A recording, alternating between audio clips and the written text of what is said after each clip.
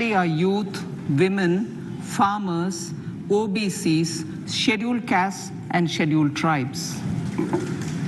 In the 75th year of our independence, the world has recognized the Indian economy as a bright star. Our current year's economic growth is estimated to be at 7%. It is notable that this is the highest among all the major economies. This is in spite of the massive slowdown globally caused by COVID-19 and the war. The Indian economy is therefore on the right track, and despite a time of challenges, heading towards a bright future. Today, as Indians stand with their head held high and the world appreciates India's achievements and successes, we are sure leaders who had fought for India's independence will, with joy, bless us in our endeavors going forward as well. Our focus on wide-ranging reforms and sound policies implemented through Sabka Prayas, resulting in Jan Bhagidari and targeted support to those in need, helped us perform well in trying times. India's rising global profile is because of the several accomplishments. Unique world-class digital public infrastructure, example, Aadhaar, CoWIN and UPI. COVID vaccination drive in unparalleled scale and speed. Proactive role in frontier areas such as achieving the climate-related goals, Mission Life and National Hydrogen Mission. During the COVID-19 pandemic, we ensured that no one goes to bed hungry with a scheme to supply free food grains to over 80 crore persons for 28 months.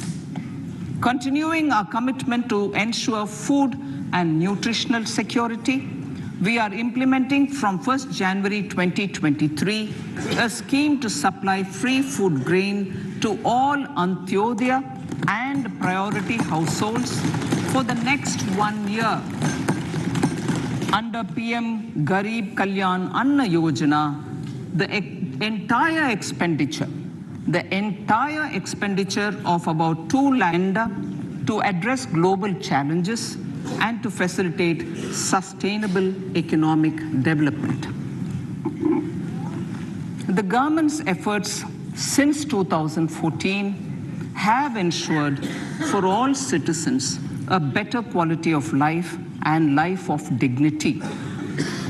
The per capita income has more than doubled to 1.97 lakh rupees. In these 9 years, the Indian economy has increased in size from being 10th to 5th largest in the world. We have significantly improved our position as well as a well-governed and innovative country with a conducive environment for business as reflected in several global indices. We have made a significant progress in many sustainable development goals. The economy has become a lot more formalized as reflected in the EPFO membership, more than doubling to 27 crore and rupees 7,400 crore digital payments of 126 lakh crore rupees through UPI in 2022.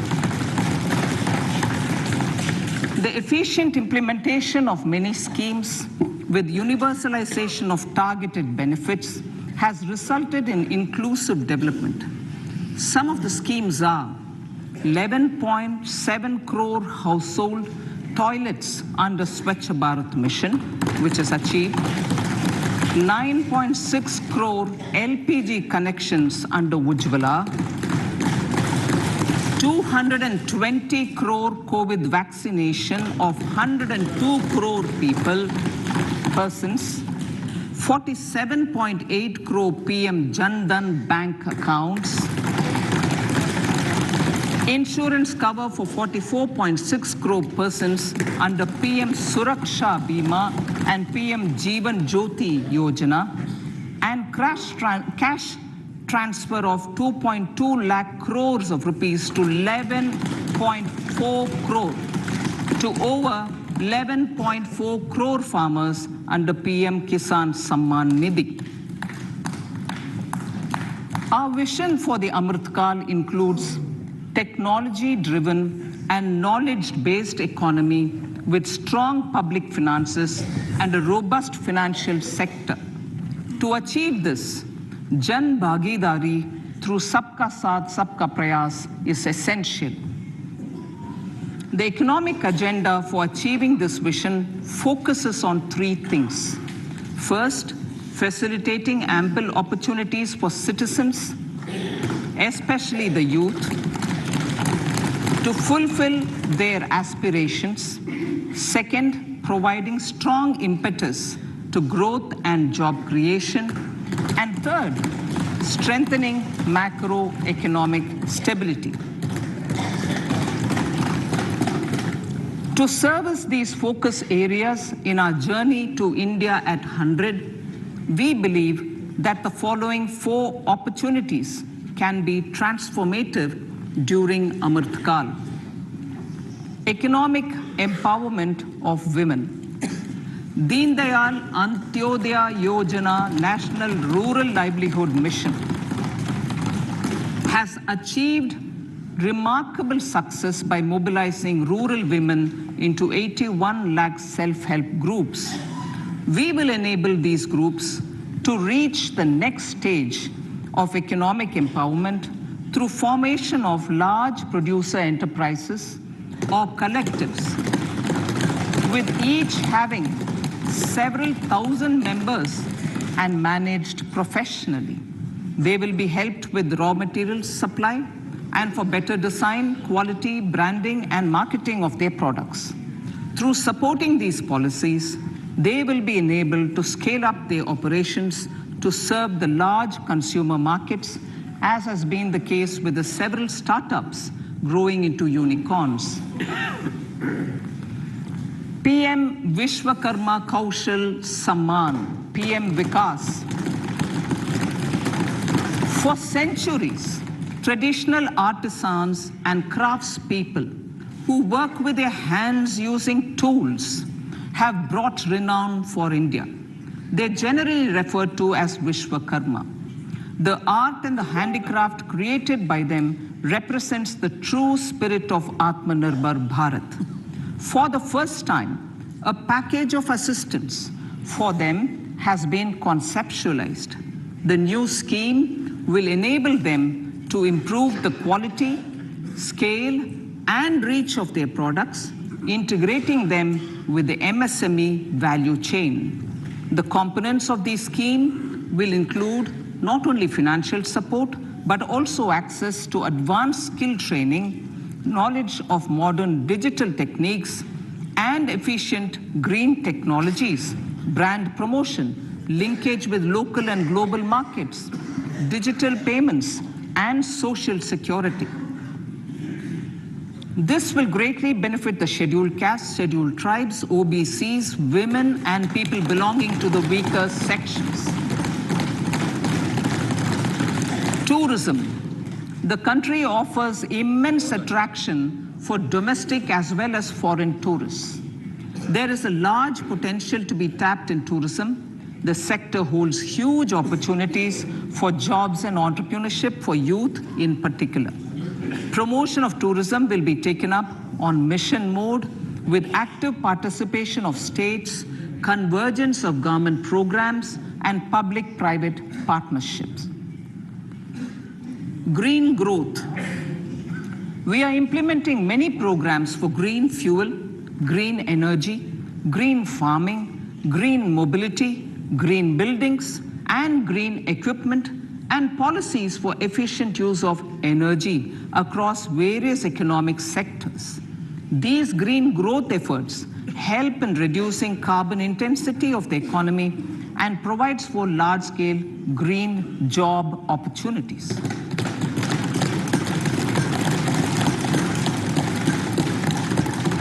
Priorities of this budget.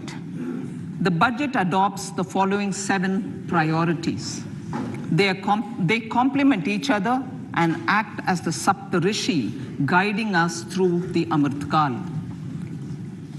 Inclusive development, reaching the last mile, infrastructure and investment, unleashing the potential, green growth, youth power, and financial sector. I now speak on the priority number 1, inclusive development. The government's philosophy of Sabka Saath, Sabka Vikas has facilitated inclusive development covering in specific farmers, women, youth, OBCs, scheduled castes, scheduled tribes, Divyangjan, and economically weaker sections, and overall priority for the underprivileged, Vanchiton ko Variyata. There has also been a sustained focus on Jammu Kashmir, Ladakh, and the Northeast. This budget builds on those efforts. Digital public infrastructure for agriculture. Digital public infrastructure for agriculture will be built as an open source, digital public infrastructure open for standard and interoperable public good. This will enable inclusive farmer-centric solutions through relevant information services for crop planning and health, improved access to farm inputs, credit and insurance, help for crop estimation, market intelligence, and support for growth of agri-tech industry and startups.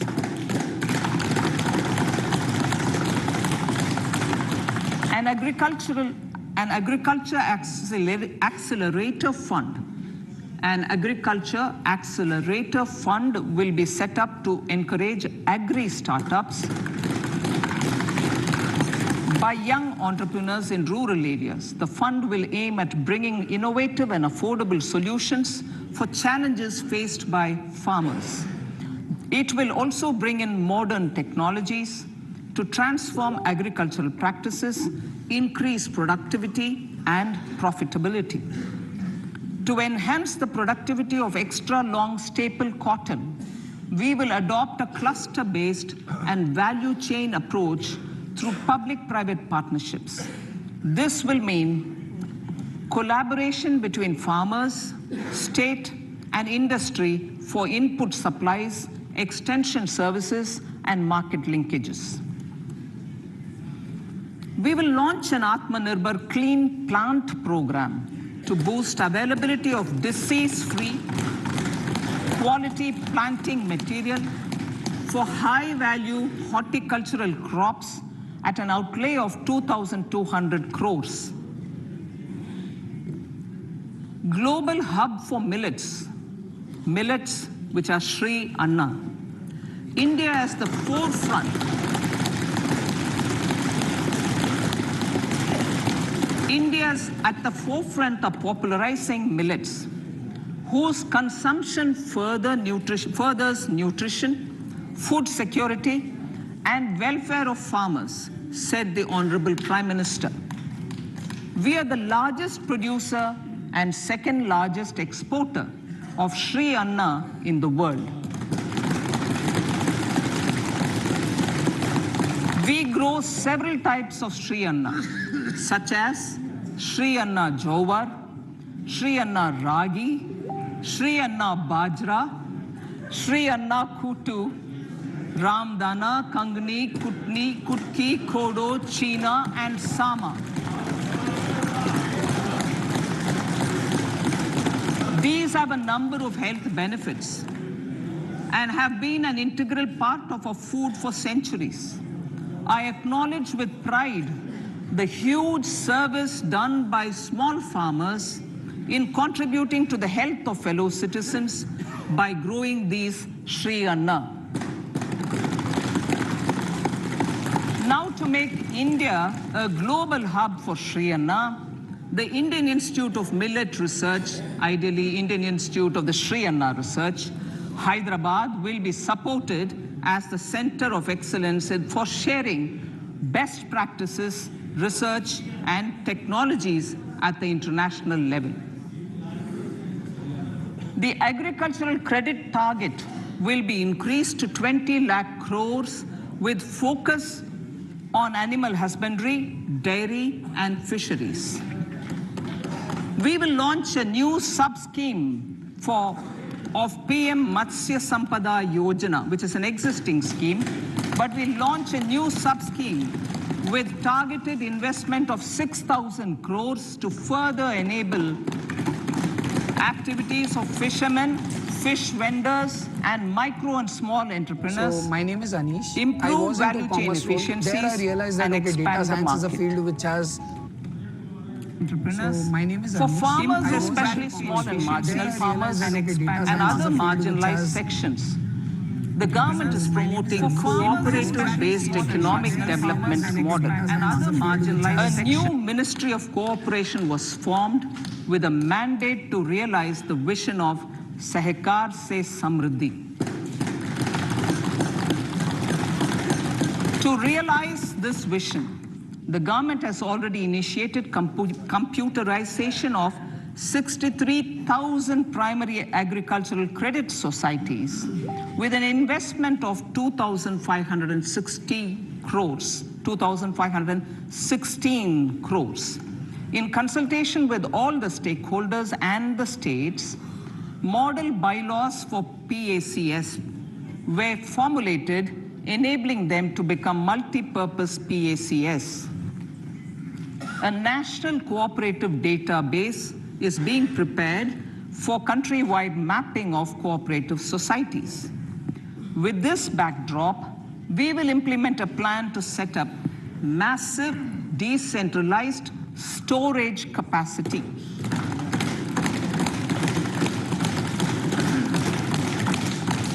This will help farmers store their produce and realize remunerative prices through sale at appropriate times. The government will also facilitate setting up of a large number of multi-purpose cooperative societies, primary fishery societies, and dairy cooperative societies in uncovered panchayat and villages in the next 5 years.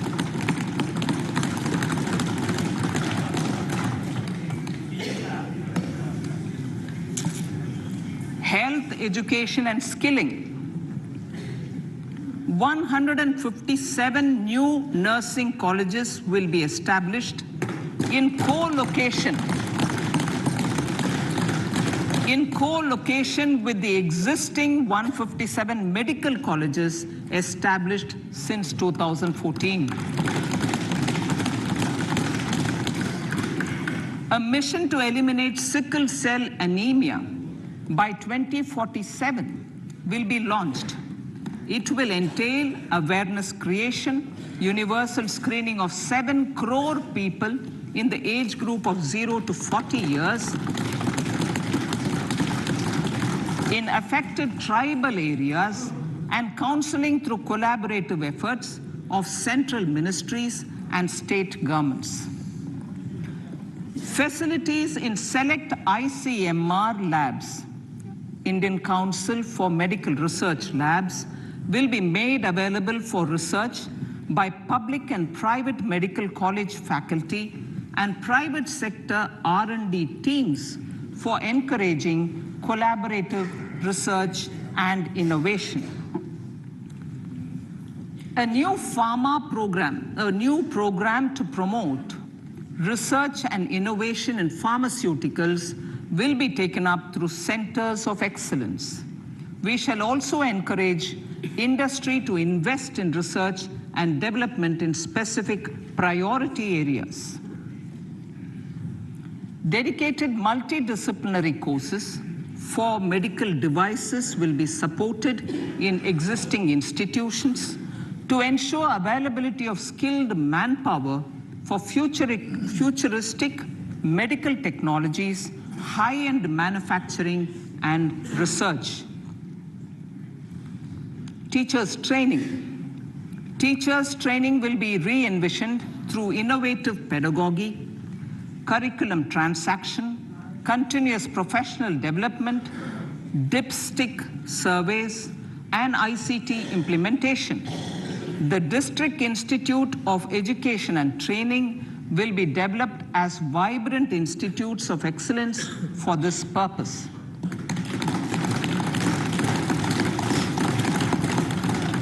National Digital Library for Children and Adolescents.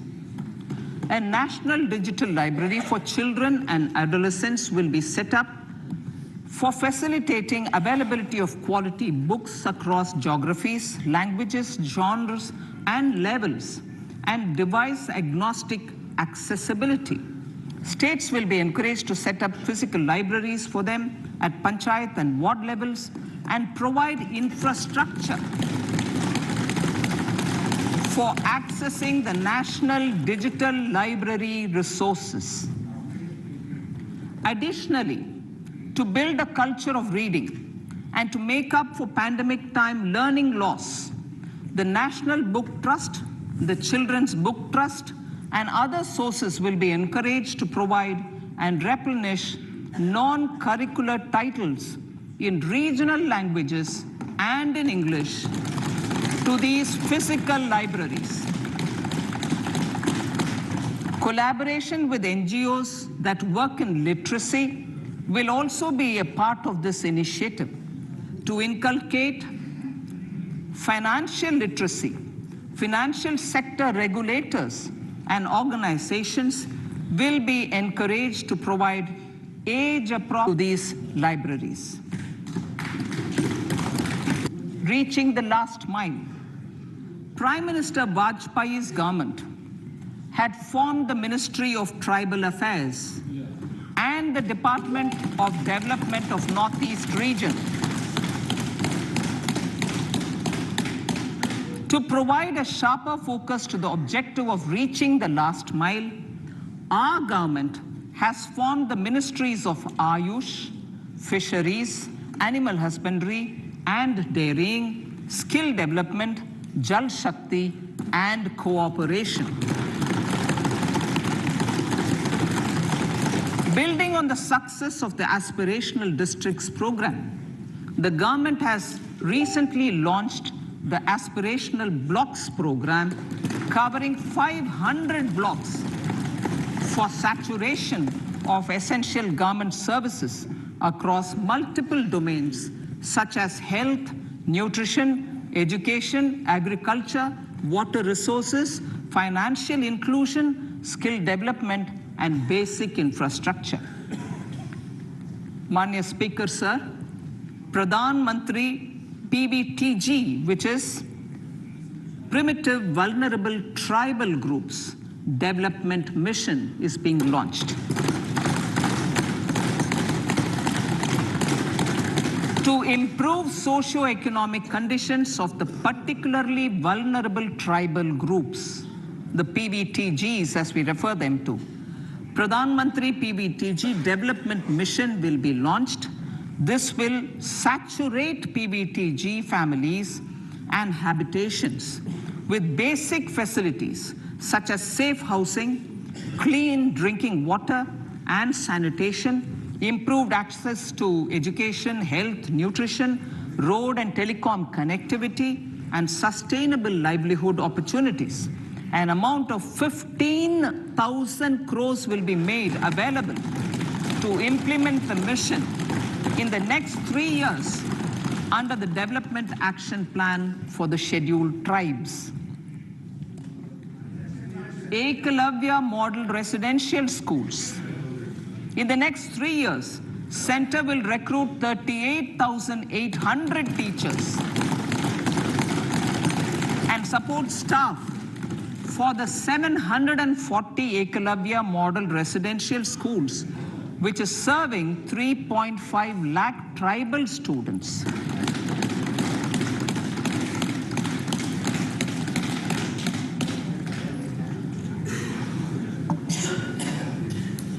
In the drought-prone central regions of Karnataka, Central assistance of 5,300 crore will be given to Upper Bhadra project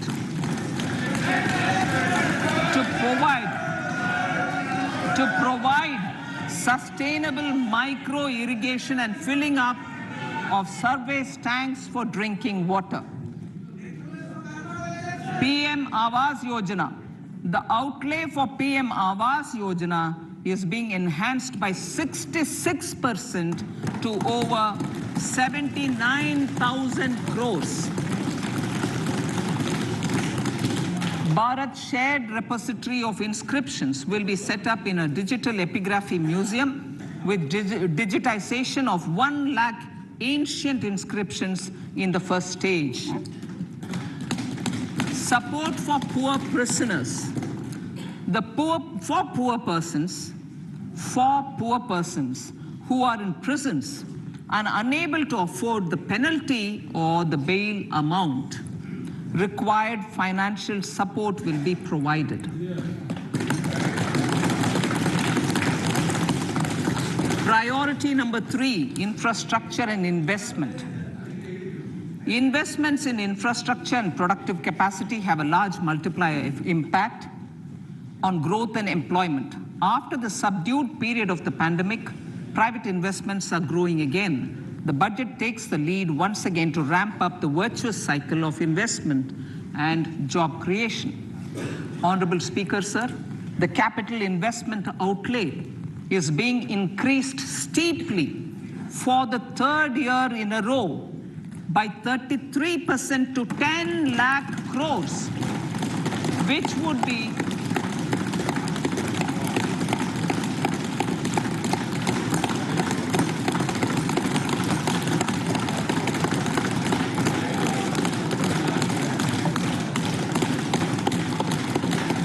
which would be 3.3% of GDP. This will almost be 3 times the outlay made in 2019-20.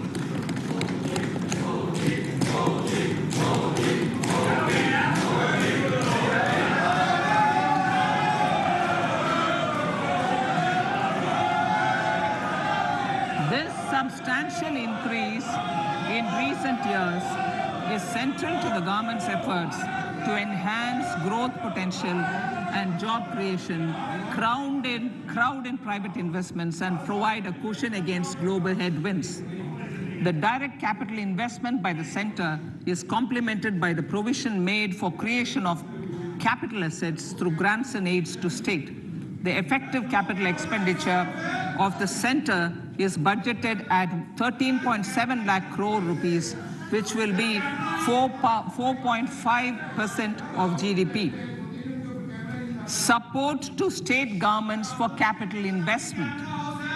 I have decided to continue the 50-year interest-free loan to state governments for 1 more year to spur investment in infrastructure and to incentivize them for complementary policies actions with a significantly enhanced outlay of 1.3 lakh crores. The newly established Infrastructure Finance Secretariat will assist all stakeholders for more private investment in infrastructure, including railways, roads, urban infrastructure, and power, which are predominantly depend on public resources. The harmonized master list of infrastructure will be reviewed by an expert committee for recommending the classification and financing framework suitable for Amrit Kal. A capital outlay, I'm talking about railways now, sir, Honorable Speaker. Railways. A capital outlay of 2.40 lakh crores has been provided for the railways. This is the highest ever outlay this highest ever outlay is about 9 times the outlay made in 2013-14.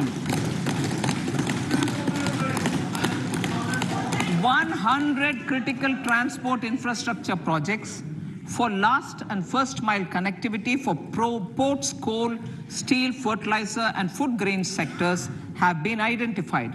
They will be taken up on priority with investment of 75,000 crores, including 15,000 crore from private sources. 50 additional airports, heliports, water aerodromes, and advanced landing grounds will be revived for improving regional air connectivity.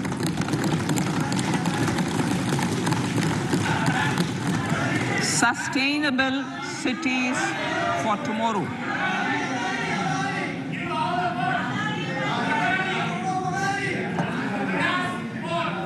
States and cities will be encouraged to undertake urban planning reforms and actions to transform our cities into sustainable cities of tomorrow.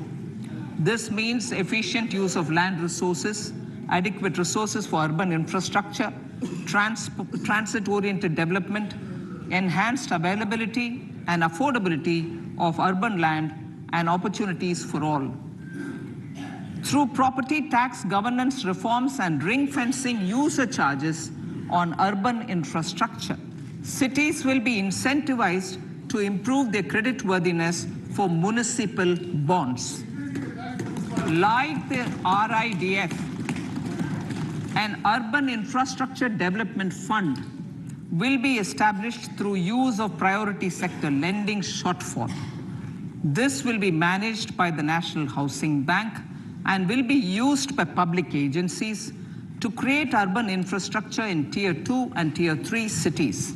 States will be encouraged to leverage resources from the grants of the 15th Finance Commission as well as existing schemes to adopt appropriate user charges while accessing the UIDF. We expect to make available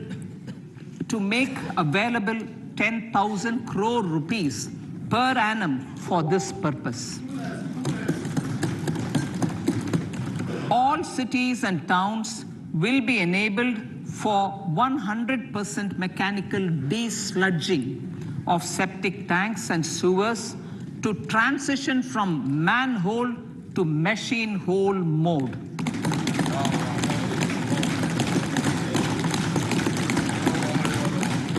Enhanced focus will be provided for scientific management of dry and wet waste. Honorable Speaker, sir, our Prime Minister had said, good governance is the key to a nation's progress. Our government is committed to providing a transparent and accountable administration which works for the betterment and welfare of common citizens. Mission Karma Yogi. Under Mission Karma Yogi, center, states, and the union territories are making and implementing capacity building plans for civil servants. The government has also launched an integrated online training platform, I Got Karma Yogi, to provide continuous learning opportunities for lakhs of government employees to upgrade their skills and facilitate people-centric approach. Sir, for enhancing ease of doing business, more than 39,000 compliances have been reduced, and more than 3,400 legal provisions have been decriminalized. For furthering the trust-based governance, we have introduced the Jan Vishwas Bill to amend 42 central acts. This budget proposes a series of measures to unleash the potential of our economy. Centers of Excellence for Artificial Intelligence. For realizing the vision of Make AI in India and Make AI Work for India, 3 centers of excellence for artificial intelligence will be set up in top educational institutions. Leading industry players will partner in conducting interdisciplinary research, develop cutting-edge applications, and scalable problem solutions in the areas of agriculture, health, and sustainable cities. This will galvanize an effective AI ecosystem and nurture quality human resources in the field. National Data Governance Policy. To unleash innovation and research by startups and academia, a national data governance policy will be brought out. This will enable access to anonymized data. The KYC process will be simplified, adopting a risk-based instead of one-size-fits-all approach. The financial sector regulators will also be encouraged to have a KYC system fully amenable to meet the needs of digital India. One-stop solution for identity and address updating. A one-stop solution for reconciliation and updating of identity and address of individuals maintained by various government agencies, regulators, and regulated entities will be established using DigiLocker service and Aadhaar as foundational identity. Speaker, sir, common business identifier. For the business establishments required to have a permanent account number, the PAN will be used as the common identifier for all digital systems of specified government agencies. This will bring ease of doing business, and it will be facilitated through a legal mandate. For obviating the need for separate submission of same information to different government agencies, a system of unified filing process will be set up. Such filing of information or return in simplified forms on a common portal will be shared with other agencies as per the filer's choice. Vivad Se Vishwas 1, relief for MSMEs. In cases of failure by MSMEs to execute contracts during the COVID period, 95% of the forfeited amount relating to the bid or performance security will be returned to them by government and government undertakings. This will provide relief to the MSMEs. Vivad Se Vishwas 2, settling contractual disputes. To settle contractual disputes of government and government undertakings, wherein arbitral award is under challenge in a court, a voluntary settlement scheme with standardized terms will be introduced. This will be done by offering graded settlement terms depending on pendency level of the dispute. The state support mission of Niti Aayog will be continued for 3 years for our collective efforts towards national priorities. Result-based financing. To better allocate scarce resources for competing development needs, the financing of select schemes will be changed on a pilot basis from input-based to result-based. E-courts. For efficient administration of justice, Phase 3 of the e-courts project will be launched with an outlay of 7,000 crores. Fintech services in India have been facilitated by our digital public infrastructure, including Aadhaar, PM Jan Dhan Yojana, Video, KYC, India Stack, and UPI. To enable more fintech innovative services, the scope of documents available in DigiLocker for individuals will be expanded. An entity DigiLocker will be set up for the use by MSMEs, large businesses, and also charitable trusts. This will be towards storing and sharing documents online securely whenever needed with various authorities, regulators, banks, and other business entities. 5G services. 100 labs for developing applications using 5G services will be set up in engineering institutions.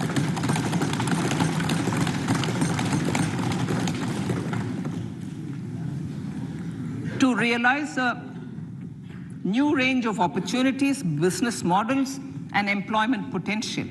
The labs will cover, among others, applications such as smart classrooms, precision farming, intelligent transport systems, and healthcare applications. Lab-grown diamonds. Lab-grown diamonds is a technology and innovation-driven emerging sector with high employment potential. These environment-friendly diamonds, which have optically and chemically the same properties as natural diamonds. To encourage indigenous production of LGD, lab-grown diamond seeds and machines, and to reduce import dependency, a research and development grant will be provided to one of the IITs for 5 years. To reduce the cost of production, a proposal to review the custom duty on LGD seeds will be indicated in Part B of the speech. I come to the fifth priority, Honorable Speaker, sir, green growth. Honorable Prime Minister has given a vision for life or lifestyle for environment to spur a movement of environmentally conscious lifestyle.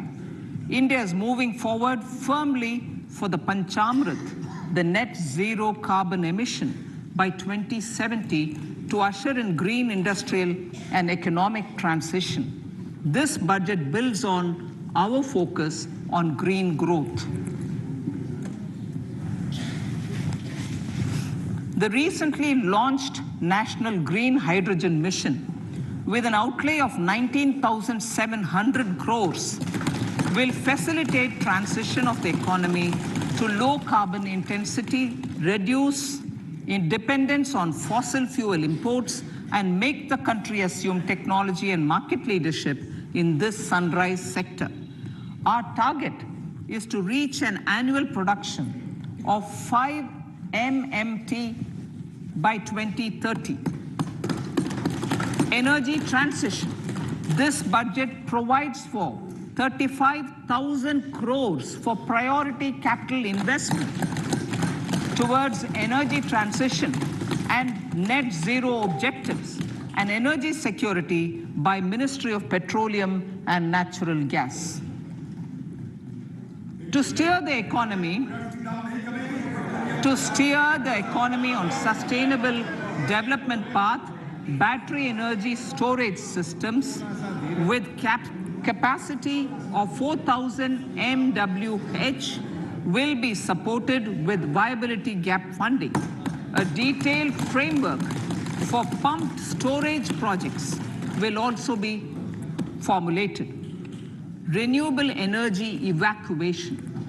The interstate transmission system for evacuation and grid integration of 13 gigawatt renewable energy from Ladakh will be constructed with investment of 20,700 crores, including central support of 8,300 crores.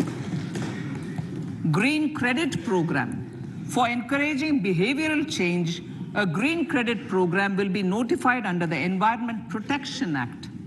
This will incentivize environmentally sustainable and responsive actions by companies, individuals, and local bodies, and help mobilize additional resources for such activities. PM Program for Restoration, Awareness, Nourishment, and Amelioration of Mother Earth, PM Pranam, will be launched to incentivize states and union territories to promote alternative fertilizers and balanced use of chemical fertilizers.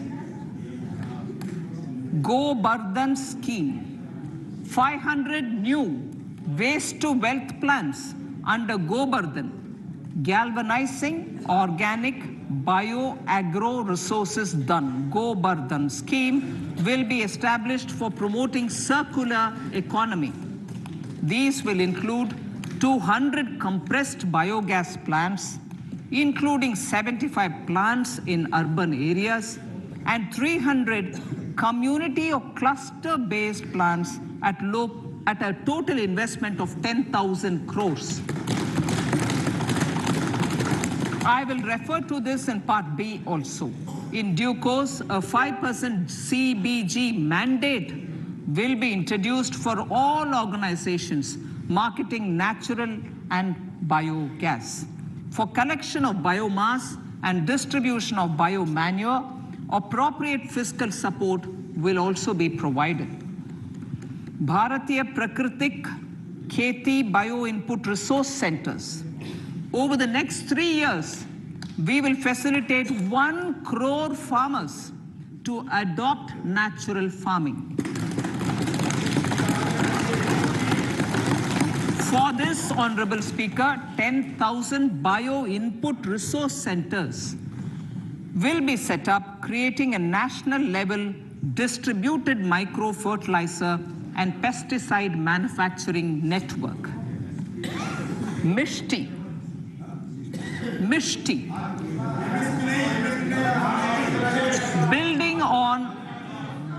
Building on India's success in afforestation, mangrove initiative for shoreline habitats and tangible incomes, Mishti, will be taken up for mangrove plantation along the coastline and on salt pan lands wherever feasible through convergence between Manrega, Campa, Fund and other sources.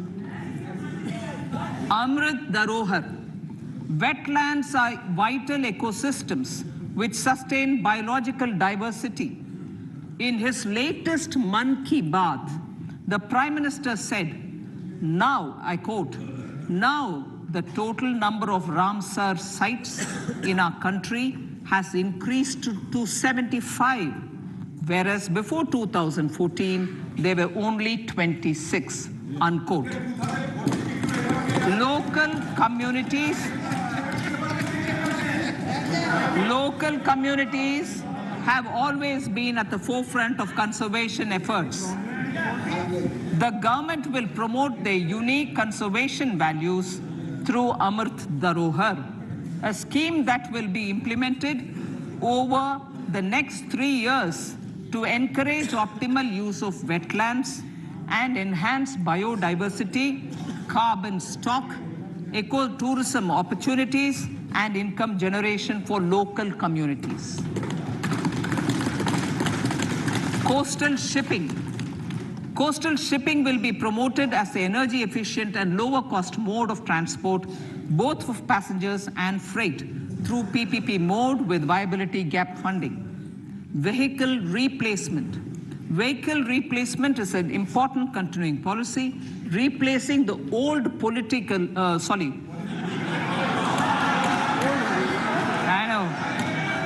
replacing, absolutely, thank you. Replacing old polluting vehicles. Maybe applicable, right? Replacing old polluting vehicles is an important part of greening our economy. In furtherance of the vehicle scrapping policy mentioned in Budget 21-22, I have allocated adequate funds to scrap old vehicles of the central government. States will also be supported in replacing old vehicles and old state ambulances. Honorable Speaker, sir, I move to priority 6, youth power. To empower our youth and help the Amrit PD realize their dreams, We have formulated the national education policy, which is very wide in its scope, but one of the things is also to focus on skilling, adopted economic policies that facilitate job creation at scale and have supported business opportunities. Pradhan Mantri Kaushal Vikas Yojana. Pradhan Mantri Kaushal Vikas Yojana 4.0 will be launched to skill lakhs of youth within the next 3 years. On-job training, industry partnership, and alignment of courses with needs of industry will be emphasized. The scheme will also cover new age courses for Industry 4.0 like coding, AI, robotics, mechatronics, IoT, 3D printing, drones, and other soft skills. To skill youth for international opportunities, 30 Skill India International Centers will be set up across different states. The digital ecosystem for skilling will be further expanded with the launch of a unified Skill India digital platform for enabling demand-based formal skilling, linking with employers including MSMEs, and facilitating access to entrepreneurship schemes. To provide stipend support to 47 lakh youths in 3 years, direct benefit transfer under a pan-India national apprenticeship promotion scheme will be rolled out. Tourism. Honorable Speaker, sir, with an integrated and innovative approach, at least 50 destinations will be selected through challenge mode. In addition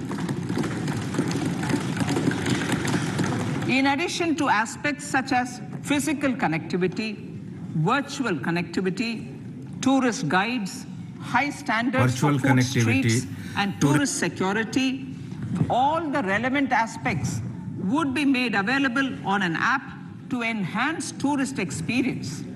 Every destination would be developed as a complete package. The focus of development of tourism would be on domestic as well as foreign tourists.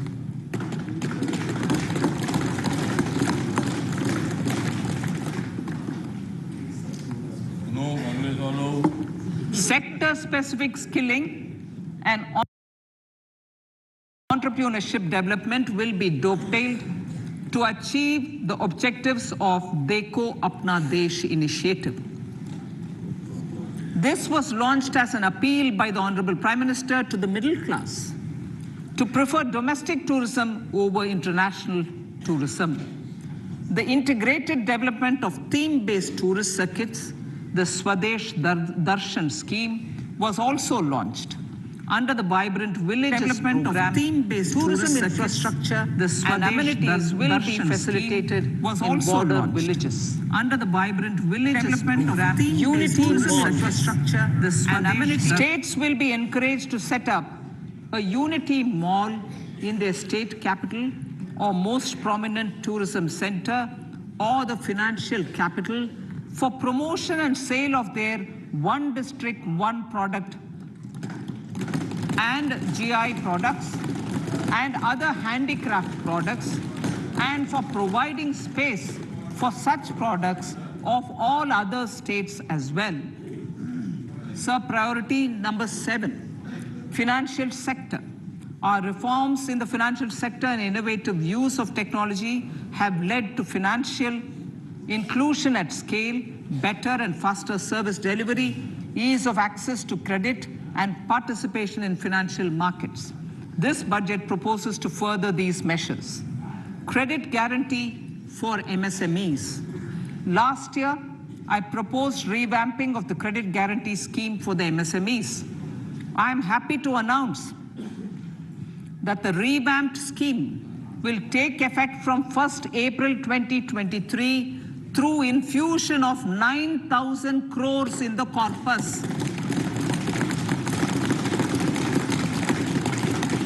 This will enable additional collateral-free guaranteed credit of 2 lakh crores of rupees Further, the cost of credit will be reduced by about 1%. A national financial information registry will be set up to serve as the central repository of financial and ancillary information. This will facilitate efficient flow of credit, promote financial inclusion, and foster financial stability. A new legislative framework will govern this credit public infrastructure and will be designed in consultation with the RBI. To meet the needs of Amritkal and to facilitate optimum regulation in the financial sector, public consultation, as necessary and feasible, will be brought to the process of regulation making and issuing subsidiary directions. To simplify, to ease, and to reduce cost of compliance, financial sector regulators will be requested to carry out a comprehensive review of existing regulations. For this, they will consider suggestions from public and regulated entities. Time limits to decide the application under various regulations will also be laid down. Honorable Speaker, sir, to enhance business activities in GIFT IFSC, the following measures will be taken. Delegating powers under the SEZ Act to the IFSCA to avoid dual regulation. Setting up a single window IT system for registration and approval of IFSCA, SEZ authorities, GSTN, RBI, SEBI, and IRDAI. Permitting acquisition financing by IFSC banking units of foreign banks. Establishing a subsidiary of Exim Bank for trade refinancing. Amending IFSCA Act for statutory provisions for arbitration, ancillary services, and avoiding dual regulation under the SEZ Act, and recognizing offshore derivative instruments as valid contracts. Honorable Speaker, sir, data embassy. For countries looking for digital continuity solutions, we will facilitate setting up of their data embassies in GIFT IFSC.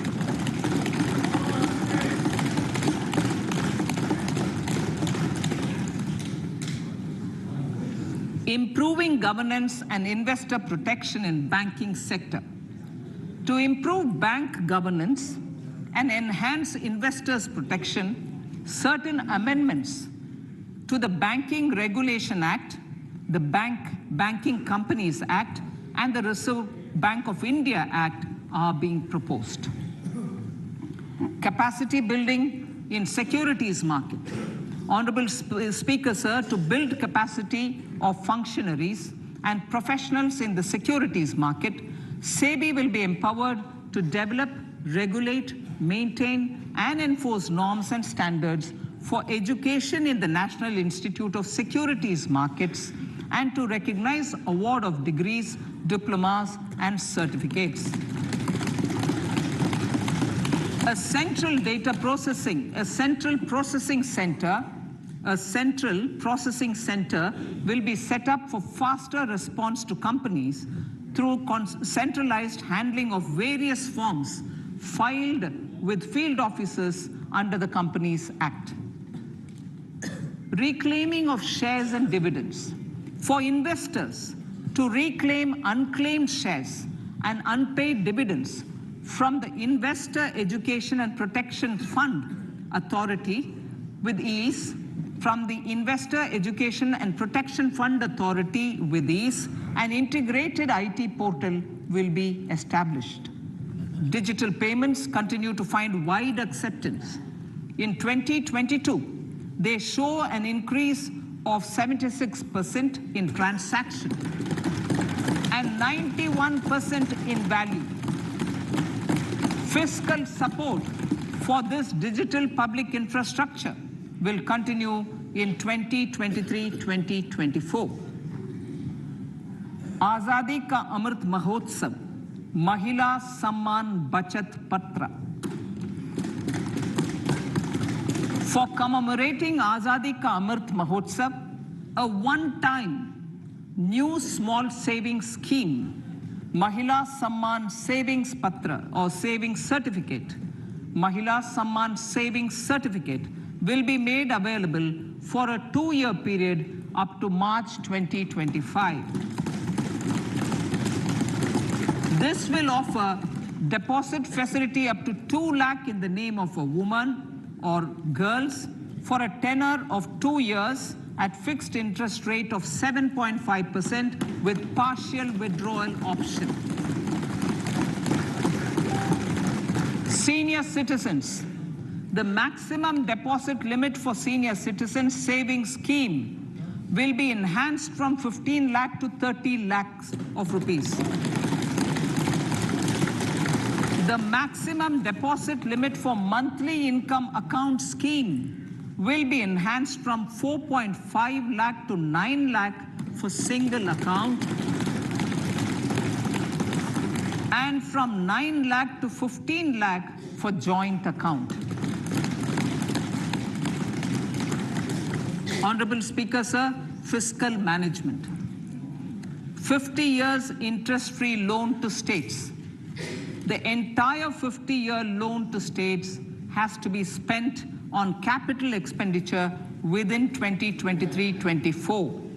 Most of this will be at the discretion of the states, but a part will be conditional on states increasing their actual capital expenditure. Parts of the outlay will also be linked to or allocated for the following purposes: scrapping old government vehicles, urban planning reforms and actions, financing reforms in urban local bodies to make them credit-worthy for municipal bonds, housing for police personnel above or as part of the police station, constructing unity malls, children and adolescent libraries and digital infrastructure, and state share of capital expenditure of central schemes. Honorable Speaker, sir, fiscal deficit of states. States will be allowed a fiscal deficit of 3.5% of GSDP, of which 0.5% will be tied to power sector reforms. Revised estimates 2022 to 2023. The revised estimate, Honorable Speaker, sir, of the total receipts other than borrowing is 24.3 lakh crores, of which the net tax receipts are 20.9 lakh crores. The revised estimate of the total expenditure is 41.9 lakh crores of rupees, of which the capital expenditure is about 7.3 lakh crores.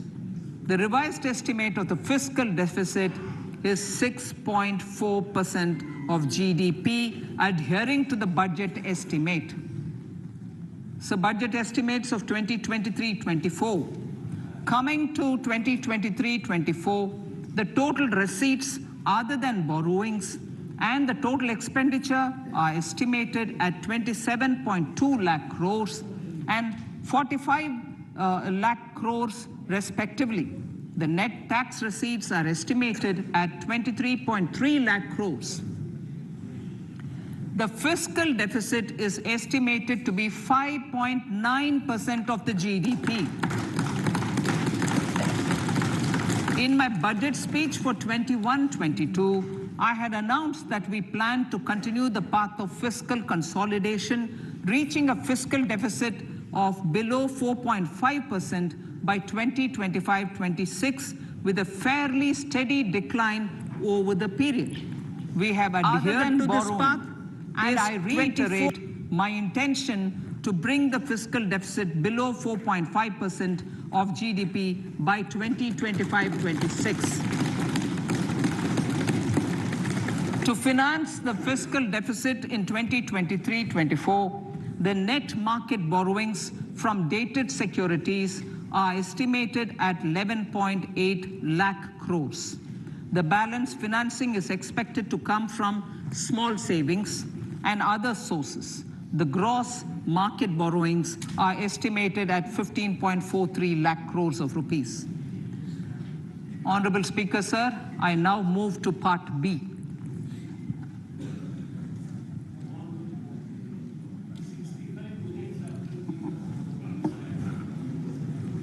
Indirect taxes, goods other than textiles and agriculture from 21 to 13. As a result, there are minor changes in the basic custom duties, cesses and surcharges on some items including toys, bicycle, automobiles and naphtha. Green mobility. To avoid cascading of taxes on blended compressed natural gas, I propose to exempt excise duty on GST paid compressed biogas contained in it. To further provide impetus to green mobility, customs duty exemptions is being extended to import of capital goods and machinery required for manufacture of lithium-ion cells for batteries used in electrical vehicles as well. Electronics. As a result of various initiatives of the government, including phased manufacturing program, mobile phone production in India has increased from 5.8 crore units valued at about 18,900 crore in 2014-15 to 31 crore units valued at 2,75,000 crore in the last financial year. To further deepen domestic value addition in manufacturing of mobile phones, I propose to provide relief to customs duty. I propose to provide relief in customs duty on import of certain parts and inputs like camera lens and continue the concessional duty on lithium-ion cells for batteries for another year.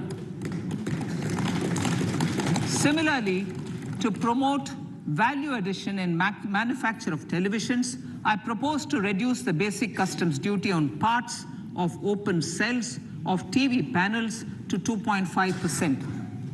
Electrical. To rectify inversion of duty structure and encourage manufacturing of electric kitchen chimneys, the basic custom duty on electric kitchen chimney is being increased from 7.5% to 15%, and that on heat coils for these is proposed to be reduced from 20% to 15%. Chemicals and petrochemicals. Denatured ethyl alcohol is used in chemical industry. I propose to exempt basic customs duty on it. This will also support the ethanol blending program and facilitate an endeavor for energy transition. Basic customs duty is also being reduced on acid-grade fluorospar from 5% to 2.5% to make the domestic fluorochemicals industry competitive. Further, the basic customs duty on crude glycerin for use in manufacture of epichlorohydrin is proposed to be reduced from 7.5% to 2.5%.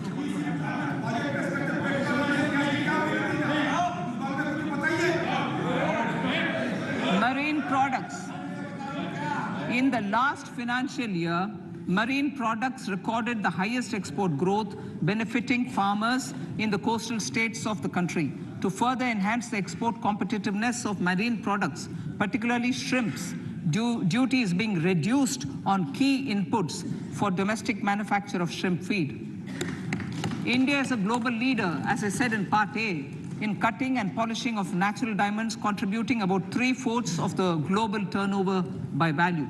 With the depletion of deposits of natural diamonds, the industry is moving towards lab-grown diamonds, and it holds huge promise. To seize this opportunity, I propose to reduce the basic customs duty on seeds used in their manufacture. Customs duties on door or dore and bars of gold and platinum were increased earlier this fiscal. I propose to increase the duties on articles made therefrom to enhance the duty differential. I also propose to increase the import duty on silver doors, bars, and articles to align them with that on gold and platinum. To facilitate availability of raw materials for the steel sector, exemptions from basic custom duty on raw materials for manufacture of CRGO steel, ferrous scrap, and nickel cathode is being continued. Similarly, the concessional BCD of 2.5% on copper scrap is also being continued to ensure the availability of raw materials for secondary copper producers who are mainly in the MSME sectors. Compounded rubber. The basic custom duty rate on compounded rubber is being increased from 10% to 25% or 30 kg, whichever is lower, at par with that of natural rubber other than latex, to curb circumvention of duty. Cigarettes. National calamity contingent duty on specified cigarettes was last revised 3 years ago. This is proposed to be revised upwards by about 16%. Direct taxes. I now come to my direct tax proposals. Honorable Speaker, these proposals aim to maintain continuity and stability of taxation, further simplify and rationalize various provisions to reduce the compliance burden, promote the entrepreneurial spirit, and provide tax relief to citizens. It has been constant endeavor of the Income Tax Department to improve taxpayers' services by making compliance easy and smooth. Our taxpayers portal received a maximum of 72 lakh returns in a day, processed more than 6.5 crore returns this year. Average processing period reduced from 93 days in financial year 13-14 to 16 days only now. And 45% of the returns were processed within 24 hours. We intend to further improve this, roll out the next generation common IT return form for taxpayer convenience, and also plan to strengthen the grievance redressal mechanism. MSMEs and professionals. MSMEs are growth engines of our economy. Micro enterprises with turnover up to 2 crore of rupees and certain professionals with turnover of up to 50 lakh rupees can avail the benefit of presumptive taxation. I propose to provide enhanced limits of 3 crore and 75 lakh respectively to the taxpayers whose cash receipts are no more than 5%. Whose cash receipts are no more than 5%. Moreover, to support MSMEs in timely receipt of payments, I propose to allow deduction for expenditure incurred on payments made to them only when payment is actually made. Cooperation. Cooperation is a value to be cherished. In realizing our Prime Minister's goal for Sehkar Se Samriddhi and his resolve to connect the spirit of cooperation with the spirit of Amrit Kal, in addition to the measures proposed in Part A, I have a slew of proposals for the cooperation sector. First, new cooperatives that commence manufacturing activities till 2024, 31st March, shall get the benefit of a lower tax rate of 15%, as is presently available to new manufacturing companies. Secondly, I propose to provide an opportunity to sugar cooperatives to claim payments made to sugarcane farmers for the period prior to the assessment year 2016-17 as expenditure. This is expected to provide them a relief of almost 10,000 crores. Thirdly, I'm providing a higher limit of 2 lakh per member for cash deposits to loans in cash by primary agricultural cooperative societies and primary cooperative agriculture and rural development banks. I repeat that. Thirdly, I'm providing a higher limit of 2 lakh per member for cash deposits to and loans in cash by primary agricultural cooperative societies and primary cooperative agricultural and rural development banks. Similarly, a higher limit of 3 crore for TDS on cash withdrawal is being provided to cooperative societies. Startups.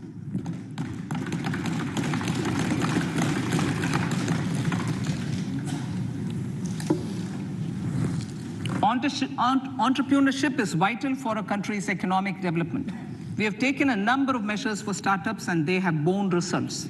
India is now the third largest ecosystem for startups globally and ranks second in innovation quality among middle-income countries.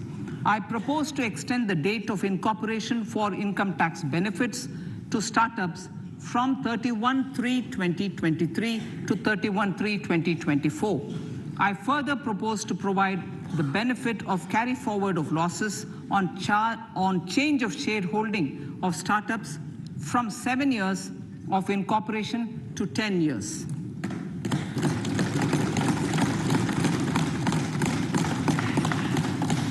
To reduce the pendency of appeals at commissioner level, I propose to deploy about 100 joint commissioners for disposal of small appeals.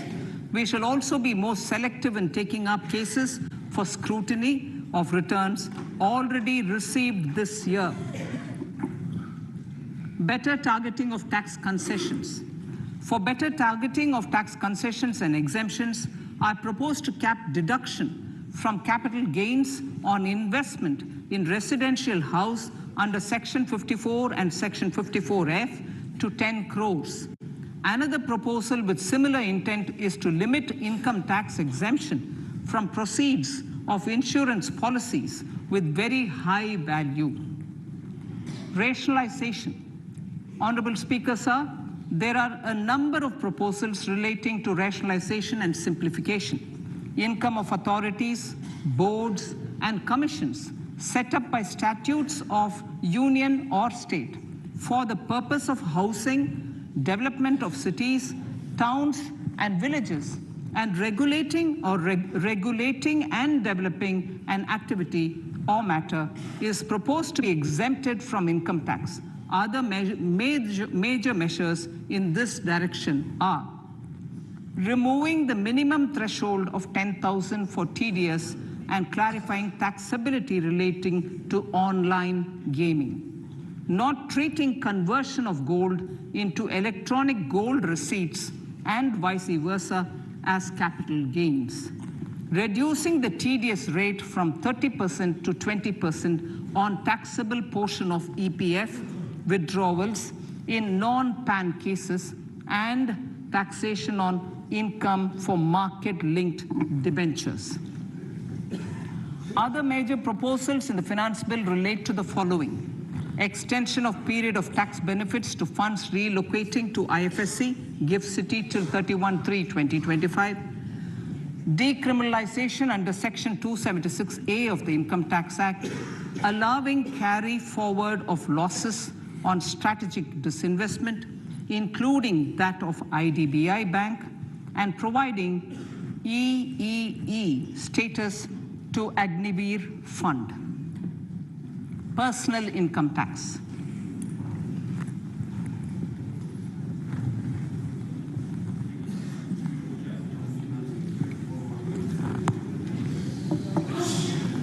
Now I come to what everyone is waiting for. Personal income tax. I have 5 major announcements to make in this regard. These primarily benefit our hard-working middle class. The first one concerns rebate. Middle class. Currently, those with income up to 5 lakh do not pay any income tax in both old and new regimes. I propose to increase the rebate limit to 7 lakhs in the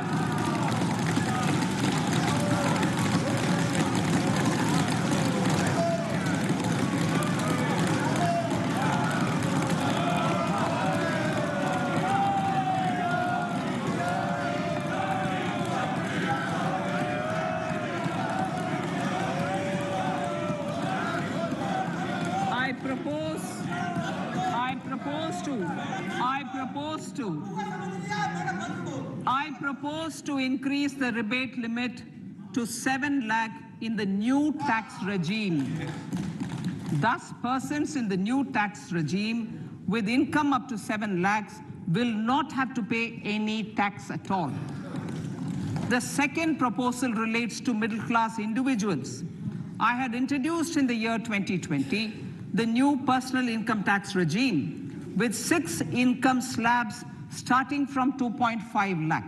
I propose to change the tax structure in this regime by reducing the number of slabs to 5 and increasing the tax exemption limit to 3 lakhs. The new tax rates are 0 to 3 lakh, nil. 3 to 6 lakhs, 5%. 6 to 9 lakhs, 10%. 9 to 12 lakh, 15%. 12 to 15 lakhs, 20%. And above 15 lakhs, 30%. This will provide major relief to all taxpayers in the new regime. An individual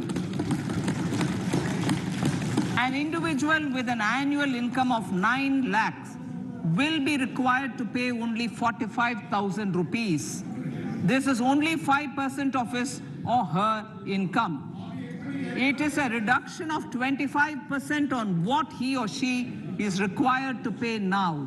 That is 60,000. So in the place of 60,000, it is now only 45,000. Similarly, an individual with an income of 15 lakh rupees would be required to pay only 1.5 lakh or 10% of his income or her income, a reduction of 20% from the existing liability of 1,87,500 rupees. My third proposal is for the salaried class and the pensioners, including family pensioners, for whom I propose to extend the benefit of standard deduction to the new tax regime. Each salaried person with an income of 15.5 lakh rupees or more will thus stand to benefit by 52,500 rupees. My fourth announcement in personal income tax is regarding the highest tax rate, which in our country is 42.74%. This is among the highest in the world. I propose to reduce the highest surcharge. Rate from 37% to 25% in the new tax regime.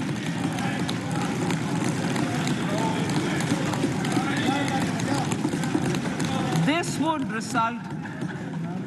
result in reduction of the maximum rate. This would result in the reduction of the maximum tax rate to 39%.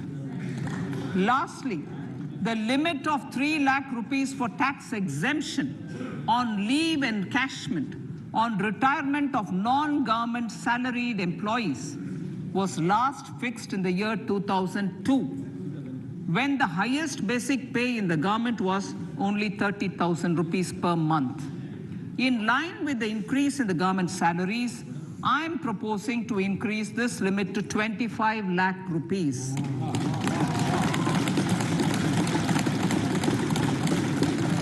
We are also making the new income tax regime as the default tax regime. However, citizens will continue to have the option to avail the benefit of the old tax regime. Apart from these, I'm also making some other changes as given in the annexure. As a result of these proposals, revenue of about 38,000 crore to 37,000 crore in direct taxes and rupees 1,000 crore in indirect taxes will be foregone, while revenue of about 3,000 crore will be additionally mobilized. Thus, the total revenue foregone is about 35,000 crores annually. Honorable Speaker, sir, with these words, I commend the budget to this august House.